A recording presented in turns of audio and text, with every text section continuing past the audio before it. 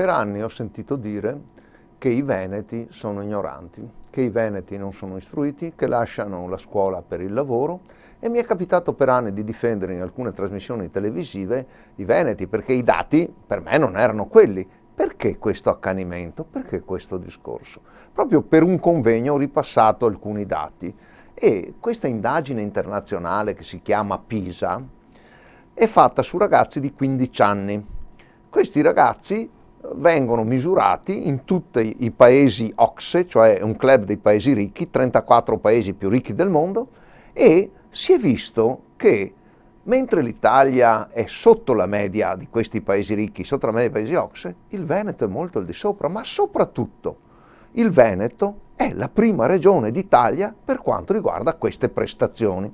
Allora c'è da dire, da ricordare questa cosa, anch'io mi sono meravigliato di non averla mai usata in questo senso, non per rivendicare niente, non per un orgoglio venetista, assolutamente, solo per ricordare che il capitale umano del Veneto è un buon capitale. E cosa propongo io? Propongo di insistere, propongo di investire di più, propongo che la regione dia più borse di studio, propongo che si creino anche dei fondi privati per aiutare gli studenti veneti, perché in alcuni punti, per esempio, i nostri istituti tecnici industriali sono veramente di eccellenza e bisognerebbe valorizzarli e smetterla di considerarci quello che non siamo. Anche le nostre università sono le migliori, specie in ricerca scientifica, le migliori d'Italia e stanno bene in Europa. Quindi non è orgoglio veneto, è solo dire che ci vuole del capitale umano per crescere, per fare economia, ci vuole innovazione, benissimo, noi ce l'abbiamo, usiamolo meglio.